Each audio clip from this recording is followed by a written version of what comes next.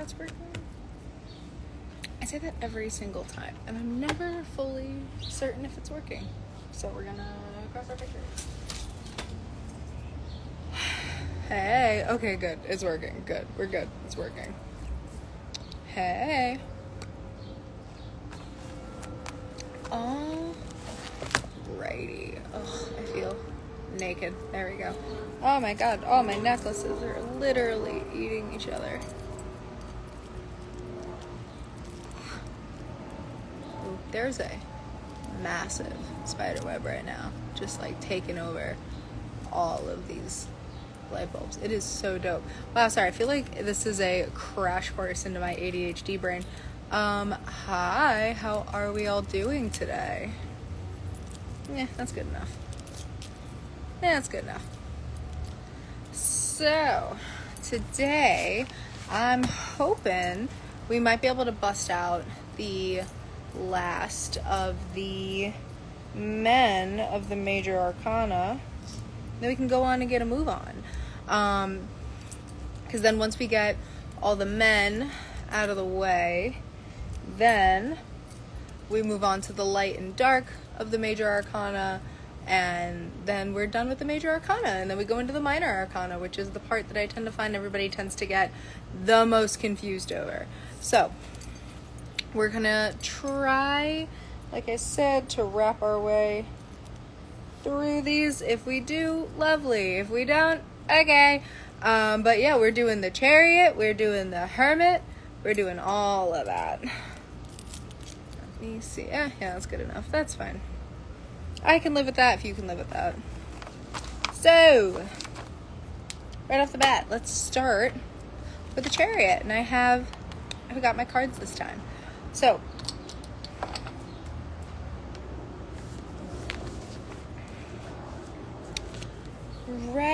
I'm gonna go into our little card prompt because every deck gets a cute little card prompt. No, this is about the best we're gonna get. This is probably the best we're gonna get with me not looking and better. We're getting places. There we go. So, yeah, this is probably the best we're gonna get. So, we're gonna start with the chariot. Like I said, I always like to do a little give us your vibes. Everyone gets a little journal prompt that, like I said, feel free to do it or not. It's up to you. I'm not your mom. If you guys want to do the journal prompt, great. If you don't, that's totally fine.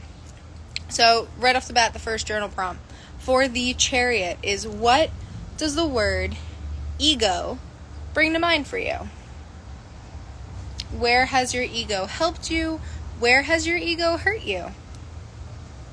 Are you aware of your ego? And how has this awareness of your ego, or this lack of awareness of your ego, how has that affected your life? How has it evolved? How has it kind of grown throughout your life? So if we're looking at it as a yes or no card, right off the bat, the chariot is a big fat yes. Very big fat yes. The planet that it's associated with is the moon, and that's mostly because this card is associated with Cancer. Very, very big Cancer card. And the deities that you see connected to this card are Apollo, and the angels that you see connected to this card are Metatron, who is the scribe of God. Exactly. When I say ego, I want you to think psychology. I want you to think Sigmund Freud. I want you to think the id, ego, and the superego, and all that good stuff. So the chariot is number 7. This, in numerology, is the number that symbolizes completeness and perfection. This number is deep and thoughtful and very wise. And it is also a number that is dissatisfied with surface level things, be that conversations or like whatever. Thank you. I was feeling very like Hard Rock Hotel waitress. It's the 2000s. Is this my boyfriend's Ed Hardy t-shirt? That was the vibe. That was the gig for today. I feel like I just should have spiked or teased my hair and then it would have been perfect. I feel like I need to be taking people's orders, very loudly chewing gum out of the side of my mouth, like no, we don't offer any substitution. No, I'm sorry, we don't do none of that. I can do onion rings. Do you want onion rings? No, then we don't do any of that. Like that's that type of waitress energy, that Hard Rock Hotel waitress energy. That's what I was going for. Anyway, but basically, that's what every morning, maybe it's my 4 Gemini placements, every morning when I get dressed, I'm like, what character are we being today? What's the personality? Who are we dressing for today? What's the prompt? What's the prompt for today? Like, oh my god, I love that. I hate and I love that. Oh, that's cursed knowledge. I need to tell that to everyone I know now. But yeah, like I said, the number 7, it's very dissatisfied with like surface level information. It's always looking for more. Now on the art, it's funny, this one's a little bit more laid back, but usually we see a brave warrior, you know, standing proud and tall on his chariot. You know, he is covered in armor, and that armor usually has crescent moons kind of all over it. This is showing things coming into being. It's showing things that are in the process of being established. Then, he's got a big square on the front of his tunic. This is usually meant to show strength of will. He also tends to be wearing alchemical symbols. Most of them are for transformation. And he has a crown of laurels and stars. And this represents victory and spiritual evolution, basically. Now, one of the things that's always really interesting about the chariot is, you know, he is leading this chariot, guiding it forward. But this chariot does not have any reins. There's no handles, there's nothing for him to, you know, hold on to and steer and guide this thing. And this is all meant to show that he is guiding this chariot through strength and will and the power of his mind. And that's why, you know, usually on the original art, there's these 2 lions, tigers, beasts, and, you know, one's black and one's white, and a lot of different, the animals always kind of change. In the original Rider-Waite, they tend to look like sphinxes. But, you know, they'll change, the chariot will change them into 1,000,001 things. But one's usually black, one's usually white. This is to show that they want to go in different directions. But again, with no reins, with nothing but willpower and fortitude and focus, he's keeping them going together. He's keeping them going in the same way. Now, you know, he's doing all of this while standing tall. This is meant to show that he's taking action. He has 6 stars around him. This is all signs of divine will and connection to the celestial. Like I said, the fact that there's 2 of these sphinxes, the fact that they are different colors, that's meant to show duality and the control over the duality. And then, you know, finally, there's a big river. Sometimes it's around him, sometimes he's going through it. The art's going to change depending on the card. But the river represents being in flow. It represents being in, you know, you're not fighting, like, you know, the flow of life. You're keeping things right along in alignment, but there's agency. We're not just being swept up in the current. We are here, we are present, we are doing things, but we're also going with the flow. You know, it's a little bit of 2 things. Now, upright, this card for my flashcard users, for people who like just one quick little one done. For my flashcard users, this card, when it's upright, shows us control, willpower, success, determination, and motivation. Those are all what we see in this card. Now, when you pull this card upright, you have discovered how to make choices that are in alignment with your values. That's usually a big part of this card. And you're now starting to take action with those choices. This is usually a big sign of encouragement. This card is a reminder of your inner strength and your inner power. Usually, card is going to be a pep talk. It's going to tell you to keep that energy. It's going to tell you to charge in, to go full speed ahead. The Chariot. This is the Chariot. It is going to help you with willpower and discipline. It's going to teach you not to be passive, to take focused and pointed action. We are not being short-sighted. We're not being impulsive. This is focused. This is intentional actions that we're kind of taking. Assert yourself. Be courageous. This card is a reminder that there's going to be blockages, there's going to be opposition, there's going to be challenges, there's going to be people that are not going to agree with you, but again, stay focused, stay true to the cause, stay the course. You know who you are and what you stand for and what you're doing and why you're doing it. This card is the card that takes the Fool and all of his big, bright ideas, and it helps him become an adult, which is, putting action behind those ideas. Absolutely. Oh my God. Chugging water.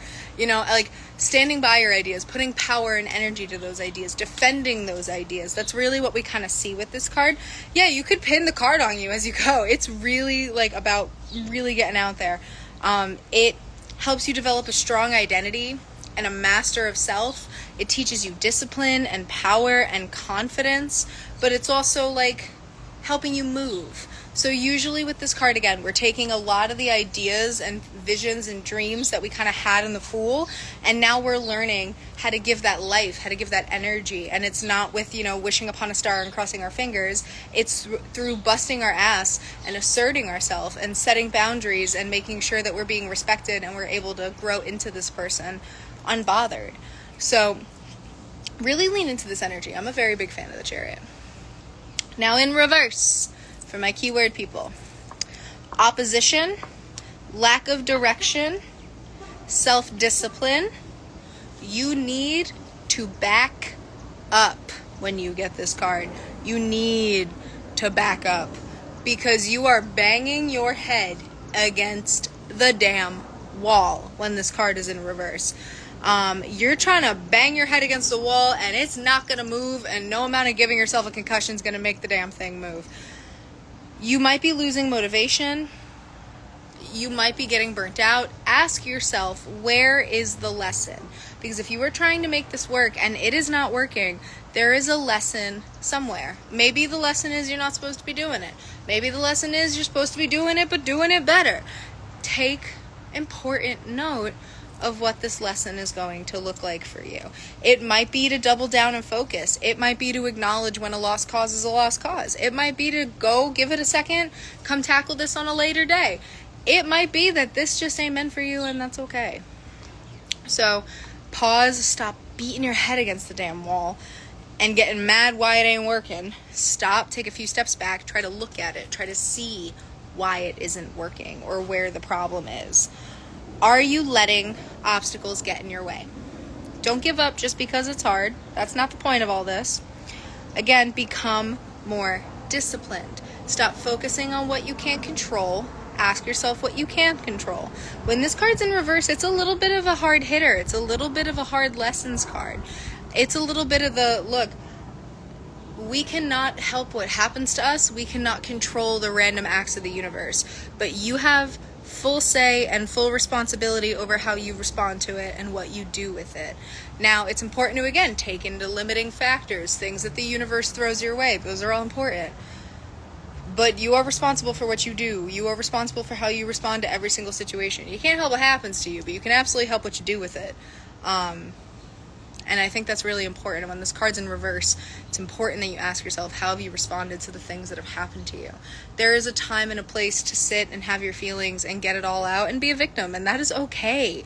We shouldn't shame people out of that. There's a time and place for that. There's also a time and place to turn into a survivor and to start doing what's necessary for you to keep moving. And we got to find and make space and places for both of those things. And when the Chariot's in reverse, you've maybe been doing a little too much of one and not enough of the other. So check yourself with that. Thank you. I wanted a space theme. That was kind of the vibe, because I knew I was going to be dressed pretty low-key today, so I needed my makeup to make up for me. So basically, don't worry about the things you can't change. Stop trying to micromanage. Loosen the reins. Let others help. And remember that you don't always have to be in the driver's seat. And that's basically when this card is in reverse. Good Lord. Hello? You good? You over it now? Damn. How to sell. Okay. Next card. The Hermit. Hermit is a big crowd favorite. So with the Hermit, I'm going to ask us, again, another little prompt. So for our first card prompt, what is your relationship with solitude? Why? Why is it the way that it is? Where can it grow? Now in the Hermit, when you get it in a yes or no question, it's a maybe. You probably need to refocus and ask yourself a different question. That's usually what's happening in this case. Damn, door keeps opening and closing. So the planet that you're going to find this card connected with is Mercury. Hey. Yeah, if you want, or you can grab one of the little guys and pull it up over here. They robbed me of my ring light, so Gotcha. We're using my purse for today. Okay. But good timing, we just started a new card. Awesome. So we just getting into the Hermit. So, like I said, it's a maybe if you pulling it for a yes or a no. Now, the main reason why it's usually a maybe is, like I said, you kind of need to check back in with yourself. And you need to check back in with the question. And you need to ask yourself, is that even the right question? Is that even what I'm looking for? You probably need to, get it right a little bit more. Now, the planet this is going to be connected with is Mercury. But very specifically, it's Virgo energy, not Gemini energy. So we're not looking at this like a Gemini card. This is not a Gemini card. Geminis really don't like this card. It's funny. They usually really need this card. They just don't like it. But we see, like I said, all this Virgo energy, hardworking, responsible, creative, reliable, also really prone to overthinking. So we kind of get all that energy in the Hermit. The deities that you tend to find with this card are Saturn, Kronos, and Persephone. Those are usually the big ones that tend to come into this card. Also, Odin. I don't know why people slept on Odin. Odin comes through in this card a lot. All the time. Honestly, this is my go-to Odin card. If I pull it, I'm like, oh, cool, Odin. And then I just kind of go from there. Also, any angels, Archangel Hamiel, it is the angel of the constellation Virgo, so that's why they kind of poke in and show their little face here. Now for numerology, that's hot out. Virgo is the number 9 in the deck. That's the number of completion, culmination, of wisdom and experience. It's the energy of endings and beginnings, which is why a lot of the 9s we tend to see all this abundance, but then also a lot of, hey, it's not gonna last forever, or a lot of stress. Why Odin? Yep, Odin. He's considered a hermit in his own mythology, so it tracks. Also, let's kind of break into his whole little deal that he's got going on. So the Hermit, to prove his namesake, is usually by himself on these cards. He's usually standing alone. He's usually out in these big snowy mountains. It's very dark and dramatic and all of that kind of energy. This is kind of to show that he has overcome quite a bit. It's safe to assume he has climbed those mountains and now he's here. This is all to kind of gain his spiritual mastery, his growth. This is meant to show all the accomplishments he's kind of achieved up until now. He has chosen the very difficult path of self-discovery, and it is paying off. He has reached a point of higher awareness within himself. That's usually what he kind of is meant to show. Honestly, with the Hermit, I always think of this, which is funny because I'm not Christian or Jewish, but it's always what comes to me. I always think of Moses whenever I get the hermit, like fucking off into the mountains to get right with God, and like coming back, and maybe not everyone is still there, but like the important people are there, and you know a lot of things you did not know before, and like that's always kind of what it reminds me of. It's also very biblical, because if you just break down the whole thing, his lantern has a seal of Solomon on it. It's a 6-pointed star. The seal of Solomon is a whole bunch of crazy shit that I could go into, but we'd be here for hours, and I would have to go into the Ars Goetia, and that would take even longer. But basically, what the long and short of the seal of Solomon is that it's a symbol of wisdom, and it's a symbol of greater occult and greater spiritual knowledge. You'll see it everywhere. It's really loaded and weird. I'll maybe do a class on like greater occultism later, but that makes my head hurt, the idea of planning that one out. So we're gonna do this for now. Also, his lantern and the original art, it's lighting up like a little bit of the space in front of him, but not very far. He can only see like 1 or 2 steps ahead. Okay, bye. That's all kind of meant to show that even with all his experience, with all his knowledge, with all his growth, with everything that he's kind of doing, he can only see a little bit ahead, a little bit at a time. A lot of what he's doing is a act of faith. He's kind of just moving, and as he's moving, the path is revealing itself to him. He only really knows like the next 3 or 4 steps ahead. Everything else is kind of a leap of faith. He must go forward to see what comes next, and he knows not everything is going to be revealed at once. So that's why this is a very spiritual awakening card. It's a very second growth card. It's not like your first spiritual awakening where you think you're Harry Potter and you want to learn everything and you want to levitate and curse the moon and like do all this other weird shit. This is like your second or third, where you're just looking for clarity and understanding, and if more happens, great. If it doesn't, okay. And like that kind of energy is a little bit more in the hermit. Something that's really important when you pull this card, if it's not a spiritual awakening, if this person needs to like pull inward and reflect and figure themselves out, pay attention to where his lantern is pointing. Pay attention to what card it's pointing on. Assume that that is what they need to shine light on, what they need to go on this whole journey about. Finally, in his left hand, which we've talked about before, this is the hand of intuition and spiritual awareness. He has a staff. This is meant to show power and authority, and he uses it to guide himself forward. So, pretty easy. Now, upright, for any keyword people. That's not for me. Upright, for any keyword people, we see words like soul-searching, introspection, being alone, and inner guidance. Those are all kind of the big cards for him. If you pull this card, take a break. Take a break from your everyday shit. Pull inward.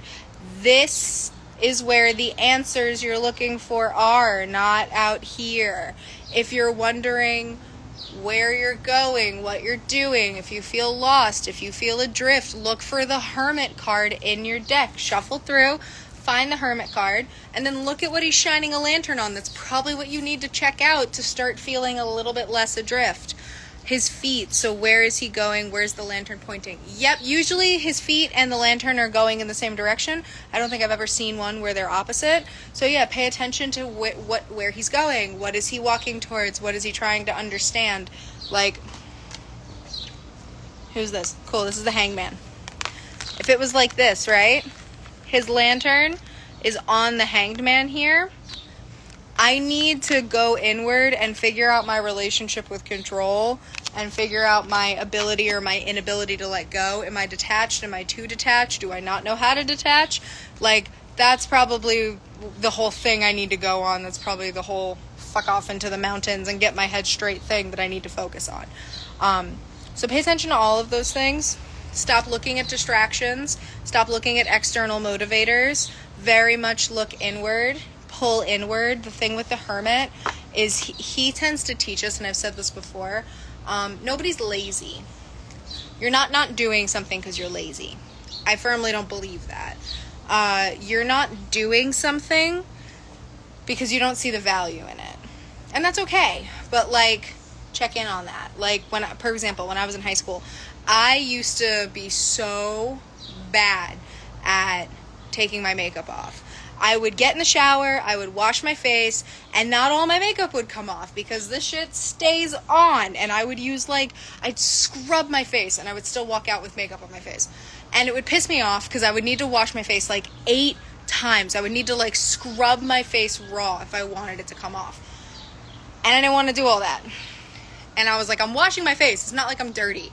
So I legitimately, and everyone's like, oh, Sam, don't do that. You're going to get an eye infection. Sam, don't do that. You're going to break out. I never broke out. I never got a single eye infection. I never had a single problem for the, like, 3 years that I did that. From, like, 13 to 16. Never had a single problem. It wasn't that I was lazy. I just, one, didn't want to scrub my face raw in the shower. And also, I didn't see the point. Everyone was like, oh my God, Sam, it's so bad for you. And then I did it, and then you know what happened? Nothing. Nothing fucking happened. So I was like, okay, this obviously ain't all that important. And, like, sometimes when I had the energy, I would scrub until everything came off and I hurt my eyeballs. But, like, for the most part, that was, like, every once in a while, I was, like, really, really, really, really, really scrubbing. And it wasn't until I was, like, 16 that I went to go get lash extensions. And then they were like, girl, your lashes are a mess. And I was like, what do you mean? They were like, you're so brittle. We can't put anything on your face. What the hell are you doing? And I was like, it's probably the mascara that stays on my eyelashes for, like, 2 days at a time. They were like, yeah, that's probably what it is.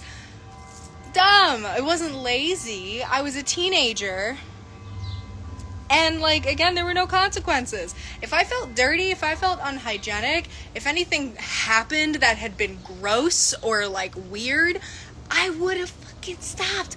Nothing happened. Literally nothing. I just had little raccoon eyes in the morning. That was the worst that happened. So I just was like, okay.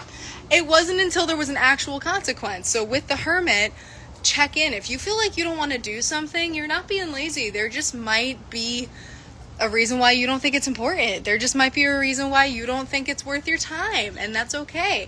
Same thing. I know people who were doing that in college. They thought they were burning out, and I'm like, no, you're not burning out. You just don't want to be here. Like, you just don't want to study this thing. You don't want to be here. You're forcing yourself to do it, and you don't see the merit behind it because you don't even want what you're going to get at the end of all of it.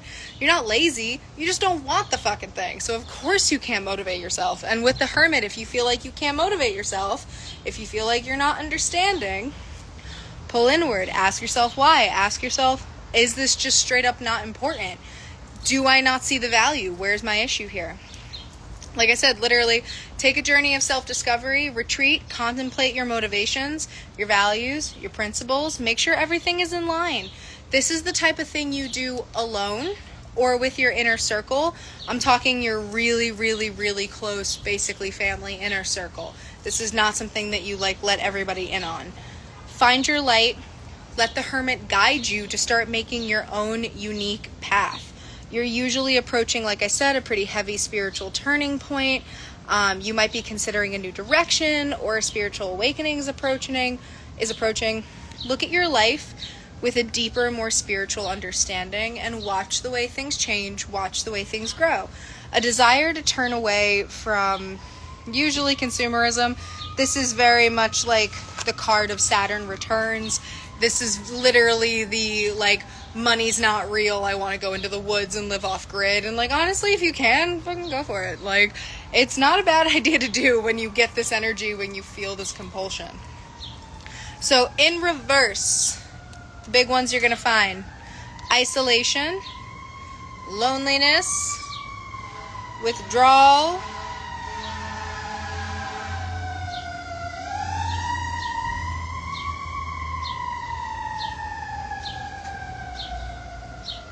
I used to do drive-by concerts as a kid. My mom used to piss her off so much.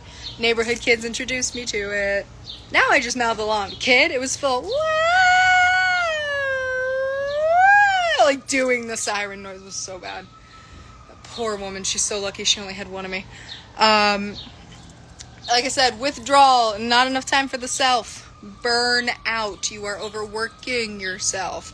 If you're feeling disconnected, meditate, reflect, go deeper. Same advice as upright. You're going to tell the person the same thing. It's just for different reasons. Rediscover and reconnect with your purpose. Your inner voice has been lost, and you need to slow down to find them. Also, fair warning with this card, they might be being a hermit in the bad way. They might have fully self-isolated, and they might be doing way too much of that. Do not cut yourself off from others. That is not the point of taking a break, of taking time for yourself.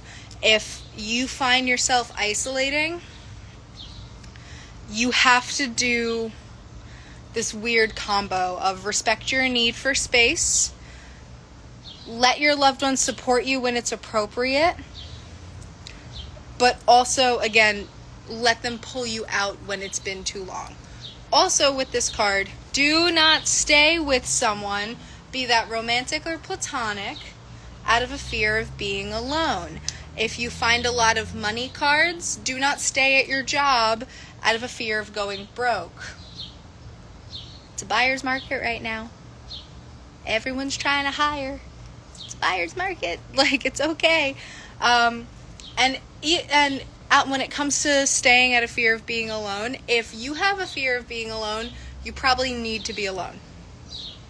Just saying.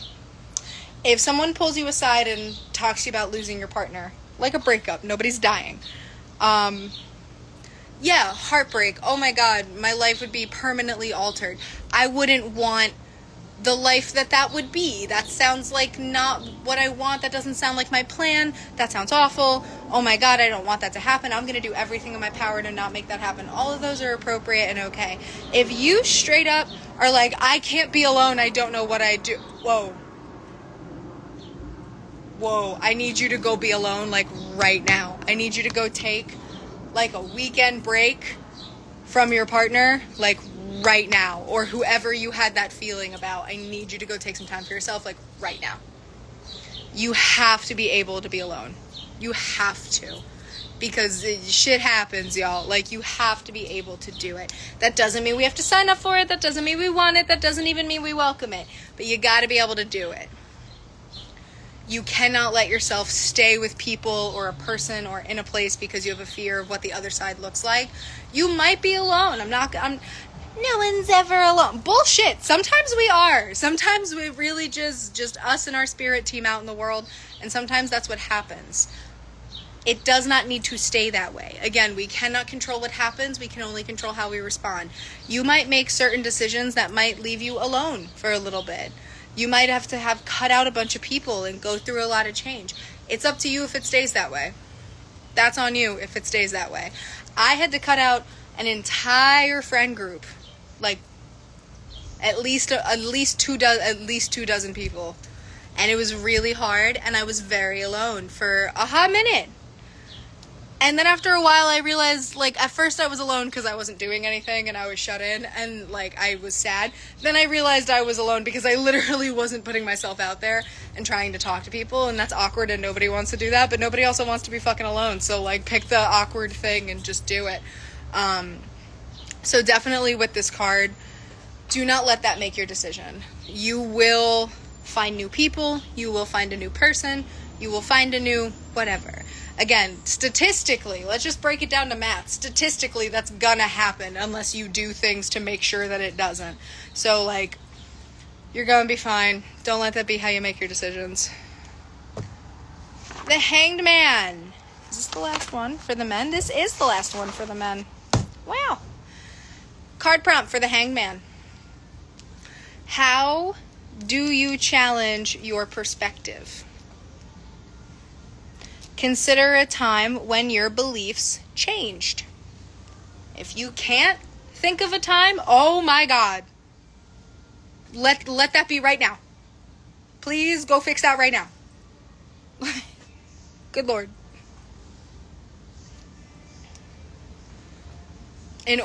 Look, this might just be me, but in order to hold an opinion to the best of your ability, you should be able to defend it without any emotions. Emotions are an important part. I hate the logic bros who are like, ooh, it's just logic. Emotions, they affect our logic. It's really important to consider them. But Can you, without your own personal feelings about it, can you still defend your position? Can you do it with facts and numbers?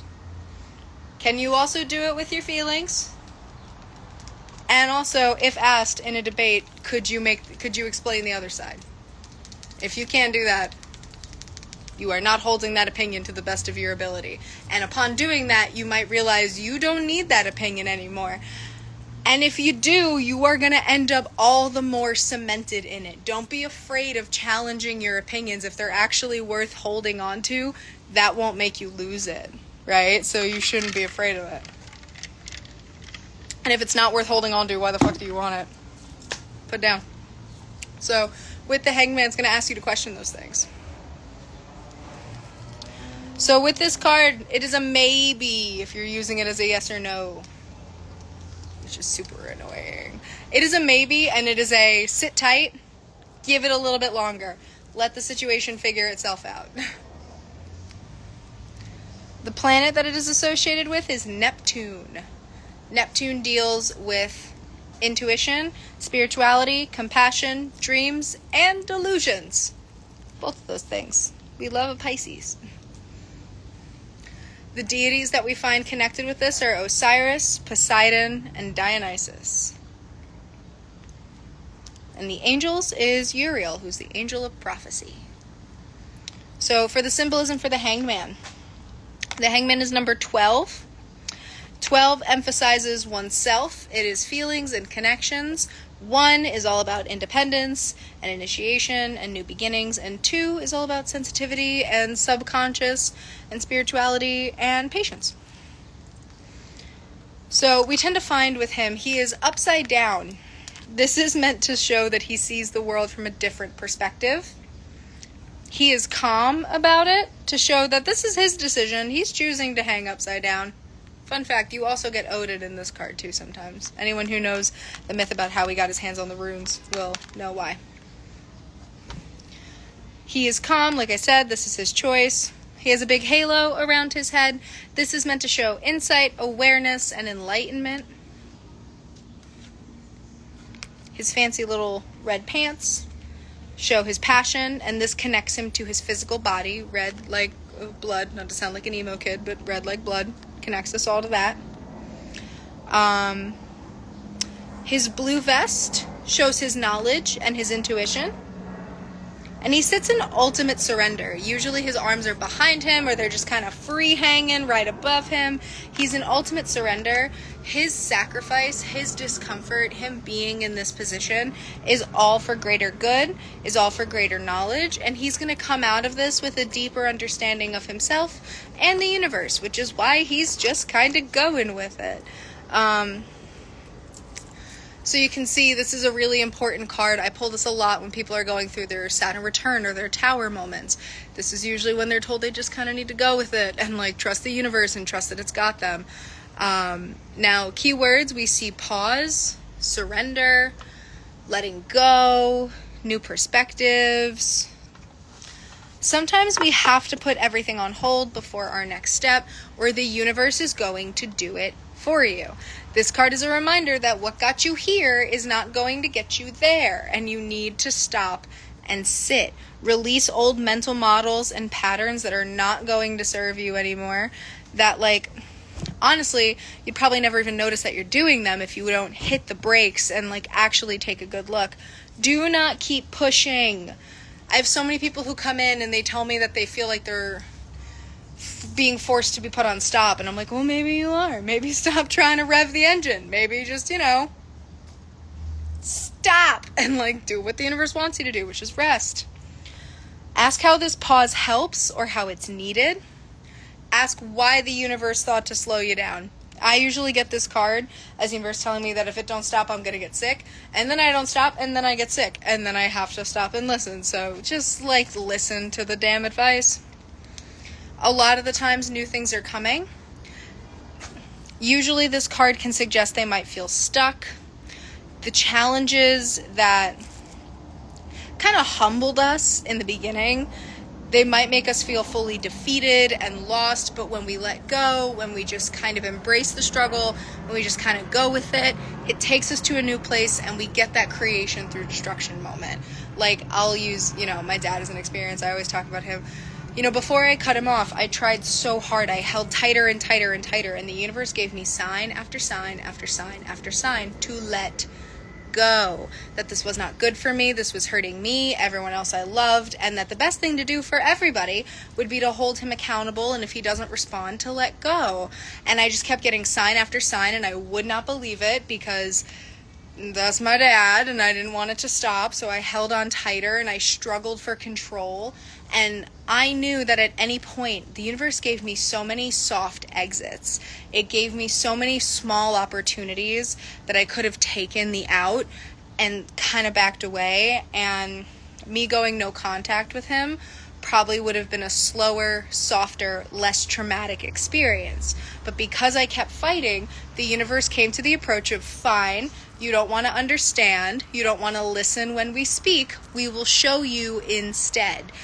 And we will show you in a way that you're going to stop arguing with us. Which unfortunately meant I had to get my feelings hurt really bad for that to be my, all right, fine, and just let go and surrender and let the universe take me where it's going to take me.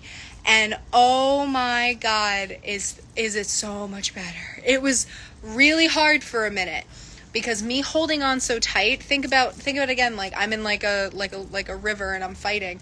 I'm holding on so tight that the water pressure has had to get bigger and bigger and bigger to try to make me let go. And it is so intense at this point, trying to force me to let go, that when I do let go, whether it's my own choice or whether the water pressure eventually makes me, I'm going to get rocketed around like a crazy person for the first little bit of that time, because the water pressure is so intense, because it had to fight me for so long and so hard. After those first couple pinballs of like going around and getting a little beat up and kind of just going with it and realizing I'm not drowning as much as it felt like I was drowning, realizing I still have all the important things that I started out with this with, as much as it didn't feel like I was going to leave with that. And it's calmer and it's better now, and if I had just listened in the first place, I probably would have spared myself a whole lot of bullshit. And that's kind of what the hangman asks you to do. And it's really hard, but it's really important that you give it a good listen, because it's going to happen either way. You can either let go, or the universe is going to do the action movie thing and like step on your fingers and make you fall off. Like either way you fallen. Pick how you want to go down. And like, I find letting go is a little easier. We're a bit more in control. We also have a bit more control over what happens while we go through, the whole process. But if it has to push us the whole way, know that where we're going is still a good place. It's just a little bit more chaotic. It's just a little bit more stressful. I feel like it's the difference between having death or having a tower moment. Like, it's kind of the big difference. Now in reverse, we see delays, we see resistance, we see stalling, and we see indecision. So this card's going to require you to see things from a different perspective. Do not resist the pause button that is kind of blinking in your face. Stop distancing yourself from the issue and kind of let yourself start to approach it. Or maybe if that's not what's happening, maybe you've yet to surrender. This is the big sign to tell you to loosen your grip before they kind of come swinging. If you have to let go, this can be a promise that you can move forward with things once you do. This is not like an ending of things. This is a transformation. Things will line up more easily. Don't worry about it. Now, if you pull this card for relationships, in love, this card is going to promise you to wait, but for a bit. You can't push it. You can't rush it. You also can't wait forever. So don't stall. Don't wait until you're 100% ready. You're never going to be. Take the leap before the universe decides to stop pausing for you. But, wait until you get the right sign. Once the right sign comes, don't second guess it. Don't start overthinking. Don't start, oh, is that the sign? Was that? You know it was the sign. Go do the damn thing. Stop overcomplicating it. Do it. But that's pretty much going to be it for today and for the men of the Major Arcana. That wraps them up. Next week, we're going to start going into the light and dark of the Major Arcana. So the Major Arcana, just like most magic, is a place of liminal space. It's a place where you will spend much of your spiritual journey learning about the comfort of the light, as well as its lack of forgiveness. Just as much as the dark is unknown, but there's also a lot of safety in it. And you know, the tarot kind of teaches us both of those things. We learn selfishness and assertion. We learn not to see our sins or our gifts in a vacuum. It's as though these more frightening cards that we tend to lose a better understanding of ourselves. Weirdly enough, they're also the cards that help us build a stronger understanding of ourselves.